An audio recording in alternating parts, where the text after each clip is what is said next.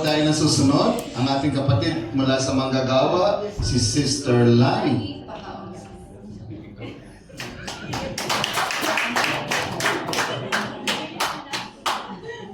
Isang pagpalang hapon po sa lahat. Hindi naman po lingid sa kalaman niyo, no, yung nangyari sa namin kahapon na na-confine siya. Kanina ko lang nalaman sa doktor niya na 50-50 pala siya kahapon. Kahapon kasi nasa duty siya sa barangay kasi health worker po siya doon. Doon po siya kinapos ng hininga, nahirapan siyang huminga. So, tinawagan ako ng kuya ko kasi kasama ko siya sa work doon sa barangay hall na nahirapang huminga ng nanay ko. So, pinausap naman ako ng nanay ko, although okay naman siya, sabihin na okay ako, okay lang. Pero sa nakikita ng kuya ko, hindi siya okay. So, nag-decide ako na dalhin siya sa hospital kung saan pa-duty yung doktor niya sa specialist sa heart. So, although ayaw niya talaga magpadala, pinadala ko na. So, nung nakarating na po sila doon, syempre automatic, yung kung magkano natira sa ATM ko, pinadala ko po lahat. Kasi alam niyo na, kaya sa reason kung bakit tayo magpadala sa hospital. So, nandun na, in-x-ray siya. So, ang nababad sa x-ray niya is pneumonia. So, ang advice ng doktor, magpa-confine ka or discharge ka. So, since ayaw na talaga magpa-confine, so hindi ko naman siya mapipilit, so na-discharge siya, niresitahan siya ng gamot. Pero, nung umalis na sila sa hospital, sa harap ng emergency, pasakay na sila ng taxi doon po, sumuka siya ng sumuka, namutla, nanginginig. So, nag-decide ng kuya ko tumawag na kailan ibalik siya sa emergency. So, nung doon na siya sa emergency, pinagtulungan siya ng mga staff, nilalagyan ng oxygen, ayaw niyang tanggapin. So, nag-decide na sila, ilan ang mga staff nurse na nag-ano sa kanya. Hanggang later on, nag-ano yung pamangkin ko na kailangan siyang ICU. From then on, wala akong naramdaman ko ng sige, ICU. Pero, to be honest mga kapatid, ang natira na lang sa pera kasi sunod-sunod ng padala ko doon kasi may maintenance siya. 30 pills na lang talaga. Hindi pa lang sana ako kumuha ng lakas ng loob kahapon. So, sige lang, pasok siya sa ICU. Kasi ayaw niya pa rin talaga sana, pero nakikita ko talaga sa picture na hindi talaga magandang kalagayan niya. Gusto ko lang po magpasalamat at pinagmamalaki ko po talaga na naging part ako ng Al-Shaddai community. Isang tawag ko lang po sa kanila, alam niyo kung sino kayo. Kasi kailangan kapag pag-admit sa ICU, nasa 50 to 70K.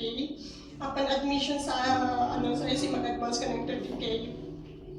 So, sabi ko, sige Doc. Kasi nirecommend na lahat ng mga staff, ilan ang tumulong sa kanya doon kasi kailangan talaga niya ICU siya. Sabi ko, sige, ipasok sa ICU. Pero, pakabuti ng Diyos kasi isang tawag ko lang sa mga kapatid. Nagpadala na sila ng tulong kasi ayaw i-admit sa ICU hanggang hindi ka nag-advance ng 30K. So, pasalamat ako ngayon habang nag-aalki ng gawain bago dito, pag wala akong tulog. Alam nila yun na nahihilo ako kanina kasi walang tulog na monitor ako. So, sabi ng doktor na kanina kung nagkikiusap yung auntie kung pwede ilabas siya sa ICU today, at least isang araw lang sa ICU. Pero sabi ng doktor, hindi natin pwedeng pilitin kasi kailangan i-monitor, i-close monitor yung heart niya kasi nakita lang na heart attack. Pasalamat lang kayo kasi na 50-50 siya kahapon. It's so happy na nasa harapan kayo ng hospital at naibalik siya. In the nick of time, sabi mo naging nanay ko ngayon. Sabi ko, kahit 30 pesos na lang yung itin ko kahapon pero nag-miracle talaga si Lord kahit.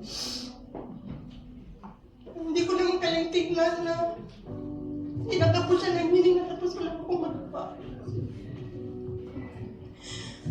Ngayon kanina, minomonitor yung heart, yung heart niya. So ngayon, naging emotional na naman ako kanina kasi nahirapan. Kasi tinalik na siya kasi nagre-resist siya. Pero ngayong hapon, yung heart niya, yung BP niya kasi napakababa, 122 over 42. 122 over 42, so kailangan itaas pa rin din yung heart niya. Kailangan i-monitor talaga. So sabi ng doktor, pwede bukas natin matanggap kasi nakatubo po siya. Naka-oxygen. First time ko po nakita yung nanay ko na gano'n. Kaya hindi niya rin siguro matanggap, pero napapasalamat ako sa Panginoon dahil ngayon, conscious naman siya, hindi siya nawala. Aware siya sa nangyayari sa kanya. Ang ipinapadalangin ko lang po talaga na bukas sana normal ang lahat at makalabas siya sa ICU. Amen. Kasi ang iniiyak ko, Diyos ko, birthday ang ICU, mga kapatid, di ko alam saan ko kukunin, pero alam ko lang, God will provide. Nagpapasalamat ako sa mga kapatiran. Pasensya na kung hindi ko kayo masagot kasi pag sinasagot ko kayo, nagiging emotional ako kasi iba talaga pag nanay ng pinag-uusapan.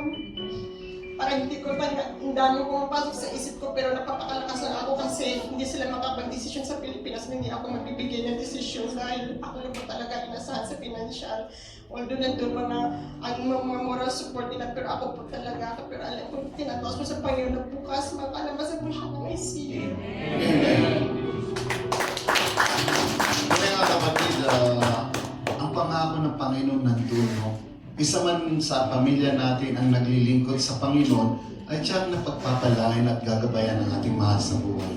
Kaya sa ating kapatid na Sister Lani, tunay ang patuloy kang gagabayan at ang iyong nanay na nasa hospital ay pagagalingin ng ating Diyos. Amen. Ang tingin na po natin yan, sis. Yes.